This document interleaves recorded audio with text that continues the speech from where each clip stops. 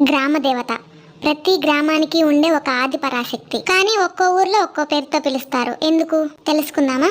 ఆ జగన్మాత ఒక్కరే అయినా పంచభూతాలు అంటే భూమి, ఆకాశం, గాలి, నీరు, అగ్ని వీటి ఆధారంగా ప్రపంచం ఎలా అయితే నడుస్తుందో అలాగే ఈ పంచభూతాలకు ప్రతీకలుగా అమ్మవారిని ఏర్పాటు చేశారు. ముందుగా భూమాత. భూమి అంటే పంటలకు ఆధారం. ఆ రోజుల్లో వ్యవసాయమే జీవనాధారంగా ఉండేది. పంట పండించి ముందుగా చేతికి వచ్చిన పంటని అమ్మవారి దగ్గర పెట్టి తరువాత అమ్మ దగ్గర అర్చకుడిగా ఉంటారు కదా, వారికి సమర్పించేవారు.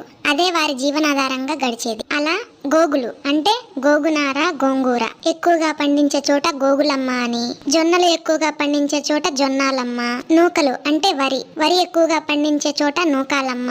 అన్నం పెట్టిన తల్లి కాబట్టి కొన్ని ప్రాంతాల్లో అన్నమ్మ అని కూడా పిలుచుకునేవారు. పంచభూతాల్లో జలానికి సంబంధించిన అమ్మ గంగమ్మ. ఈ తల్లి భూమి మీద కాకుండా భూమికి ఎంతో లోతుగా ఉంటుంది. గుడి ఎత్తుగా కట్టినా సరే ఆ తల్లిని చూడాలి